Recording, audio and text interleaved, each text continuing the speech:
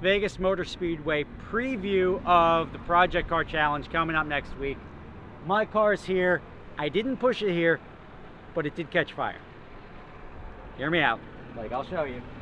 We were hot lapping it. I'll leave the results to the other video, but let's just say I was happy with how my car was performing until it essentially caught fire.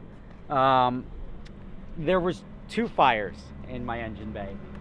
The one was the car eventually overheated, and we sprayed coolant out of that little nipple there all over the engine. There was a flash fire on the header down there, and that required us to essentially put out the fire.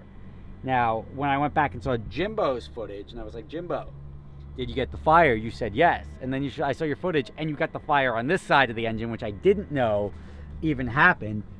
But you got to look down in there.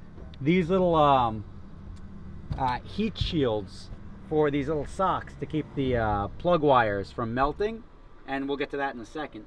But those socks, I guess, caught fire after 12 laps or something like that. It was just coincidental that they happened to catch fire when the coolant popped. This, I don't know when we lost that, but that's my on the valve cover. It's the oil cap, and it was welded on there. It's like a special bung. Normally it's like over here somewhere. Long story short, but this was zip tied up here.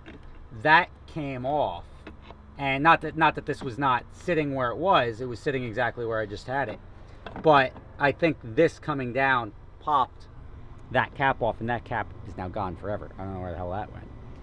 But worst part about it is we had to hose down the engine bay, because I'd rather put out the fire than let the car burn to the ground. That wouldn't be fun. And my fire extinguisher, of course, I used it in Virginia, and I forgot to get a new one, or I forgot to put the new one in the car, and that was a problem for me. But luckily we were at the track. They had the fire crew there, and what felt like a minute or two was only, I don't know, 20 or 30 seconds from when we set fire to when they were there putting it out. But they put out both fires. Now we got some cleanup ahead of us, which sucks. I hate, it's going to be in SEMA next week, so I'm not going to be doing it, but I'm going to have to pay somebody to do it.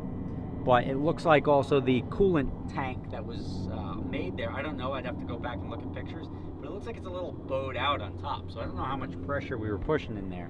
But at 240 degrees, it was enough to spew coolant all over the car, which sucks. I mean, it's really a mess. But it starts, it drives, we let it cool off, obviously, and we're going to drive it over to the shop that's going to clean it up. We'll come back for SEMA, and we'll take care of that. The car itself, this is locked. Car itself was just fine. I was happy with the lap times it put down. Not setting any track records, but it was close, you know. And again, I don't want to get into the results. I feel like I did better than Rob Dom, and that's what's important. So, all right, let's see. I'll prove it to you, just so you don't think I'm lying to you. I'll drive it over to the shop in the morning. We'll come back and deal with this. But tonight, we're gonna go have some dinner. We'll deal with this in the morning. Bring David's car over. David's car will be here through SEMA. Dom's car will be here through SEMA. Good stuff. But long story short, Project Car Challenge is over. It was successful. My car did catch fire, but there's more to come from that in next week's video. So Jimbo's gonna edit it. It's gonna be up before SEMA. All good stuff. See you in the morning. Morning after.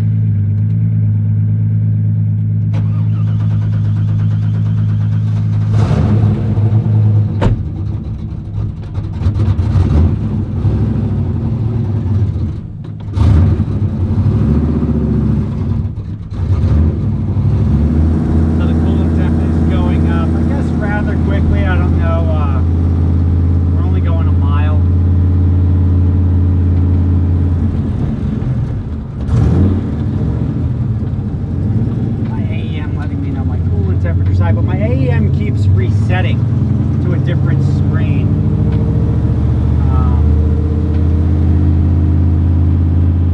Before it gets too hot. 226. Perfect. So we did survive a mile-long drive. Quick peek underneath, make sure we have no fire. No, but shit is burning off. Oh, it smells ripe in here.